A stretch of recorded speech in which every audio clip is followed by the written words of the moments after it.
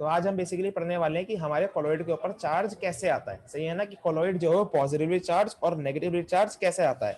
आने का कारण होता है प्रेफरेंशियल एड्सॉर्प्शन, मतलब कि कोलॉइड अपने सरफेस पर वो आयन एड्सॉर्ब कर लेगा जो उसके अंदर पहले से ही है। फॉर एग्जाम्पल अगर मेरे पास के आई है, के आई किसके अंदर है, ये देखो इतना सारा के आई है, potassium iodide, it is in axis. किसमें है ये, एक्सिस में। और देन उसमें हमने डाल दिया AgNO3। क्या डाल दिया मैंने उसके अंदर, AgNO3। ये कैसा है, कम क्वांटिटी में। तो जब इनके बीच में रिएक्शन होएगी, जरा देखना, AgNO3 एक जगह और एक जगह है KI, सिंपल। इनके बीच में क्या होगी, रिएक्शन होगी। हमारा एक्सिस में कौन सा है, अपना KI है एक्सिस में। एक्सिस मतलब कि बहुत सारा, KI किसमें अपने पास, एक्सिस में। तो जब इनके बीच में रिएक्शन होगी, एक बनेगा AgI। क्या बनेगा, एक AgI, Ag पॉजिटिव आई नेगेटिव, रिएक्शन कर लेंगे और क्या बना देंगे, AgI बना देंगे।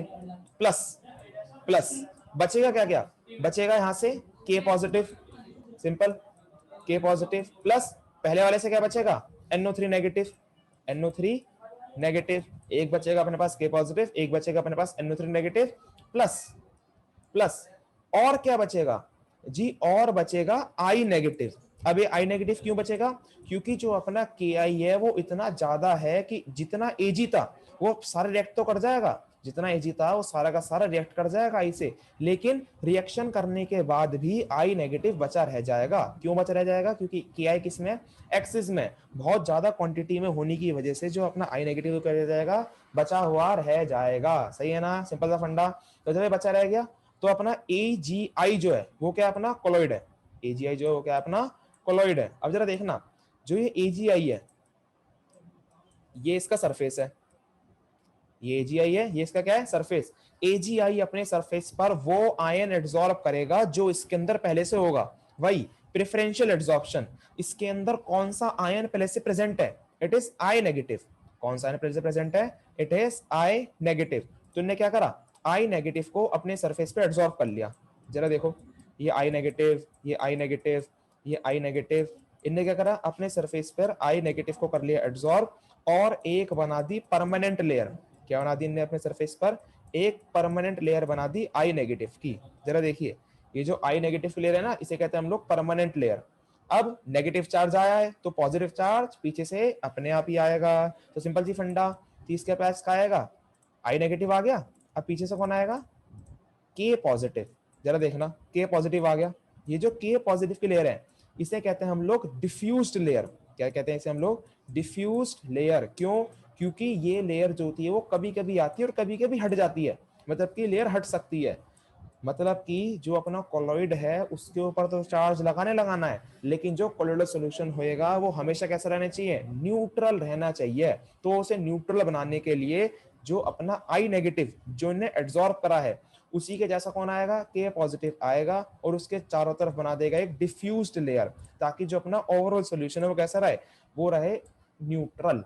सही है ना बच्चे, इतनी फंडा समझ में आया। तो ये जो के पॉजिटिव लेयर बनी है that is known as your diffused layer, इसे कहते हैं हम लोग डिफ्यूज्ड लेयर। सही है ना। और ये जो आई नेगेटिव लेयर बनी है ये है परमानेंट लेयर। आई नेगेटिव वाली लेयर क्या है, ये है परमानेंट लेयर। और जो कोलॉइड के ऊपर चार्ज आता है, जो कोलॉइड के ऊपर चार्ज आता है वो आता है परमानेंट लेयर की वजह से। मतलब कि ये जो AgI वाला कोलॉइड है it is negatively charge colloid. पढ़ना समझ में आया कि ये कैसा है, ये है नेगेटिवली चार्ज कोलॉइड, क्योंकि इसके ऊपर कैसी आई है, आई नेगेटिव की लेयर बनी है, that is known as permanent layer. जो चार्ज देखा जाता है वो देखा जाता है परमानेंट लेयर की मदद से। एक बार और दिखाओ, और दिखाओ, जरा देखो, अब एक बार और देखो। हमारे पास फिर से भाई अब की बार पलट दिया मैंने, बस फंडा पलट दिया अब की बार मैंने। कोलॉइड वही बनेगा लेकिन चार्ज दूसरा बनेगा। जरा देखना कैसे, अपने पास AgNO3 क्या है, AgNO3 एक्सिस में। पहले क्या था एक्सिस में, पहले था KI, पहले KI एक्सिस में था, आपके बार एक्सिस में कौन है, आपके एक्सिस में है AgNO3। जो अपना KI है वो हमने डाला, ऊपर से डाला, क्या होगी इनके बीच में, रिएक्शन होएगी। लिखते हैं फिर से, it is AgNO3 plus KI। आपकी बार एक्सिस में कौन है, एक्सिस में आपकी बार AgNO3 लिख देते हैं।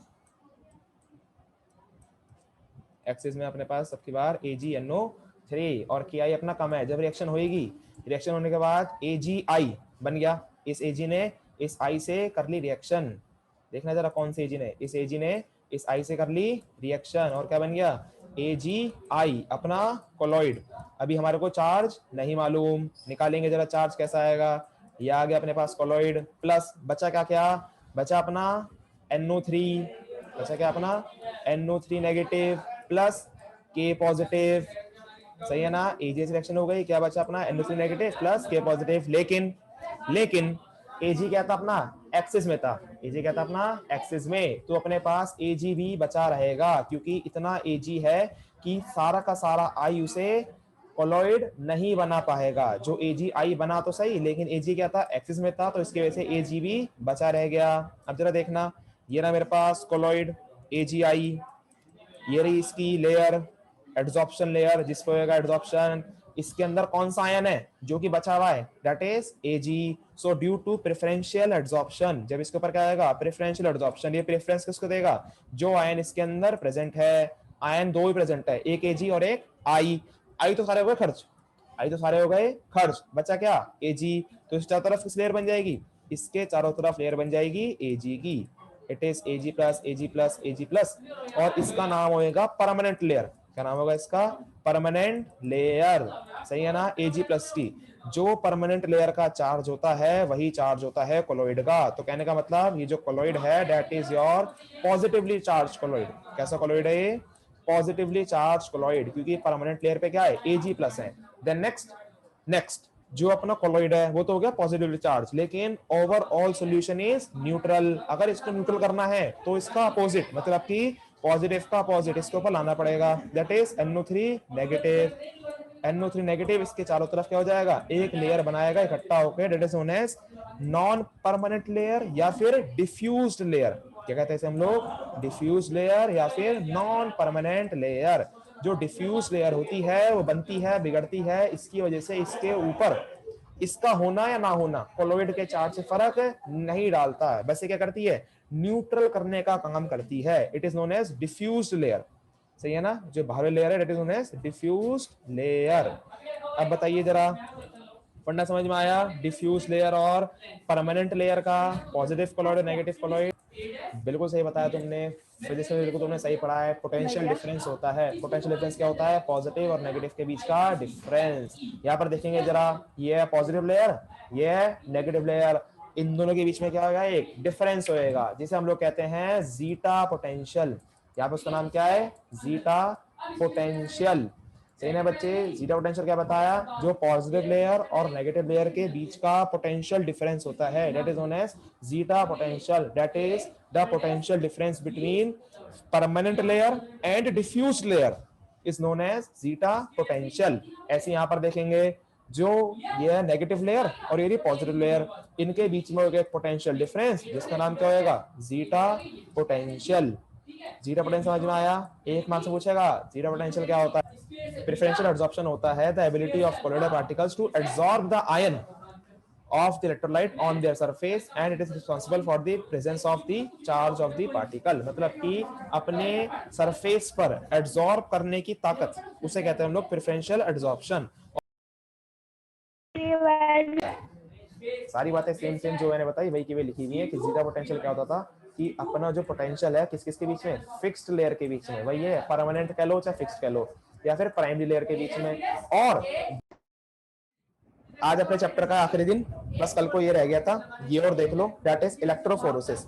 इलेक्ट्रोफोरेसिस क्या है, बेसिकली एक फिनोमिना है। कैसा फिनोमिना है, अगर तुमने कोलॉइड को एक यू शेप्ड ट्यूब में भर दिया, ये देखो जरा नीचे, क्या ये यू शेप ट्यूब है। जब तुमने कोलॉइड को एक यू शेप्ड ट्यूब में भर दिया, तुमको पता है कोलॉइड के ऊपर क्या है, चार्ज है, तुमको मालूम है कोलॉइड के ऊपर क्या है, चार्ज है। तो जब तुम इसके अंदर इलेक्ट्रोड लगा दोगे, क्या लगा दोगे इसके अंदर, इलेक्ट्रोड्स लगा दोगे। इलेक्ट्रोड बोले तो एक पॉजिटिव और एक नेगेटिव, सही है ना, एक पॉजिटिव इलेक्ट्रोड और एक नेगेटिव इलेक्ट्रोड। अगर कोलॉइड के ऊपर क्या चार्ज है, नेगेटिव चार्ज है, कोलॉइड के ऊपर क्या चार्ज है, नेगेटिव चार्ज है, तो कोलॉइड किस तरफ जाएगा, कोलॉइड जाएगा पॉजिटिव वाली की तरफ। समझ रहे हो कि अगर कोलॉइड के ऊपर कैसा चार्ज है, नेगेटिव चार्ज है, तो वो जाएगा पॉजिटिव की तरफ। देखो जरा, अगर हमारे पास कोलॉइड के ऊपर क्या चार्ज था, नेगेटिव चार्ज था, तो जितना भी कोलॉइड था ना वो कहाँ गया, सारा का सारा पॉजिटिव की तरफ अट्रैक्ट हो गया, सही है ना। और अगर कोलॉइड के ऊपर पॉजिटिव चार्ज होता तो वो कहाँ जाता, नेगेटिव की तरफ। तो सिंपल सा फिनोमिना है जिसके अंदर अगर हम कोलॉइड को यू शेप ट्यूब के अंदर डाल देंगे और उसके अंदर इलेक्ट्रोड्स लगा देंगे, तो कोलॉइड जिस चार्ज का होएगा उसकी अपोजिट इलेक्ट्रोड की तरफ अट्रैक्ट हो जाएगा। सही है ना, कि अगर वो पॉजिटिव चार्ज का होगा तो नेगेटिव की तरफ अट्रैक्ट हो जाएगा, और अगर नेगेटिव चार्ज का होगा तो फिर वो पॉजिटिव की तरफ अट्रैक्ट हो जाएगा। देखो जरा रीड कर लेते हैं एक बार। The existence of charge on colloid particles is confirmed. यहां से क्वेश्चन बन सकता है 1 मार्क्स का, कि अगर तुम्हारे को क्वेश्चन पूछा जाए कि तुम कंफर्म कैसे करोगे कि कोलॉइड के ऊपर चार्ज होता है, तो आंसर क्या आएगा? इलेक्ट्रोफोरोसिस। तो ऐसा फिनोमिना जो चार्ज को कंफर्म करता है कि हमारे कोलॉइड के ऊपर क्या है, चार्ज प्रेजेंट है, that is known as electrophoresis. So electrophoresis experiment इससे कराया जाता है, and then as a colloid contains positive and negative charge. सबको पता है पॉजिटिव और नेगेटिव चार्ज उससे क्या होता है, प्रेजेंट होता है। So the electric potential is applied across the 2 electrodes. दोनों इलेक्ट्रोड्स के ऊपर क्या लगाएंगे हम लोग, इलेक्ट्रिक पोटेंशियल लगाएंगे, जो हमने कोलॉइड के अंदर डुबो के रख रखी है। देन कोलॉइड पार्टिकल उस तरफ जाएगा जो क्या होगा, उसके अपोजिट इलेक्ट्रोड होगी। सही है ना, उस तरफ जाएगा जो उसके अपोजिटली चार्ज इलेक्ट्रोड होगी। दैट मींस अगर वो पॉजिटिवली चार्ज है तो कहां जाएगा, कैथोड की तरफ। कैथोड बोले तो नेगेटिव वाली। और अगर कोलॉइड नेगेटिवली चार्ज है तो वो जाएगा एनोड की तरफ। एनोड बोले तो पॉजिटिव वाली। सही है ना। Then the movement of colloid particles under an applied electric potential is called electrophoresis. इसी मूवमेंट का नाम होता है इलेक्ट्रोफोरोसिस। सही ना बच्चे, सिंपल सा फंडा समझ में आया। इलेक्ट्रोफोरोसिस क्या होता है, इसी मूवमेंट का नाम होता है इलेक्ट्रोफोरोसिस। अब यहाँ पर देखना जरा नेक्स्ट एक्सटेंड में इसके कुछ।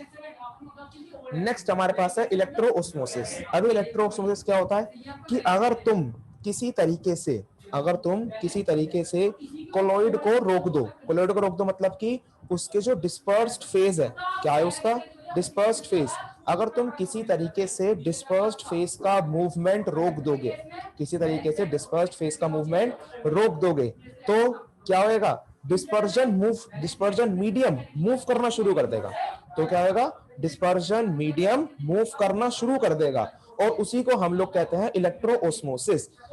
अब से पहले जो इलेक्ट्रोफोरोसिस हमने पढ़ा था उसके अंदर क्या हो रहा था, जो अपने डिस्पर्स्ड फेस के पार्टिकल है, डिस्पर्स्ड फेस के पार्टिकल वो मूव कर रहे थे, तो उसका नाम था इलेक्ट्रोफोरोसिस। लेकिन अगर तुमने किसी तरीके से डिस्पर्स्ड फेस के पार्टिकल को रोक दिया और डिस्पर्जन मीडियम का मूवमेंट शुरू हो गया, उसी टाइम पर प्रोसेस का नाम क्या हो जाएगा, इलेक्ट्रोओस्मोसिस।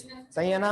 एक बार रीड कर लेते हैं। When electrophoresis that is movement of dispersed phase particles. सही है ना, डिस्पर्स्ड फेस पार्टिकल के मूवमेंट को अगर हमने रोक दिया बाय सम सुटेबल मींस, मतलब कि किसी भी तरीके से, it is observed that dispersion medium begins to move. फिर हमें ऑब्जर्व कर पाएंगे कि डिस्पर्जन मीडियम मूव करना शुरू कर चुका है इन इलेक्ट्रिक फील्ड। भाई इलेक्ट्रिक फील्ड बोले तो इलेक्ट्रोड्स के अंदर। Then this phenomena is known as electroosmosis. इसी फिनोमिना का नाम क्या होता है, इलेक्ट्रोओस्मोसिस नाम होता है। जल्दी से बताएंगे। क्लियर हुआ दोनों, इलेक्ट्रोफोरोसिस एंड इलेक्ट्रोओस्मोसिस।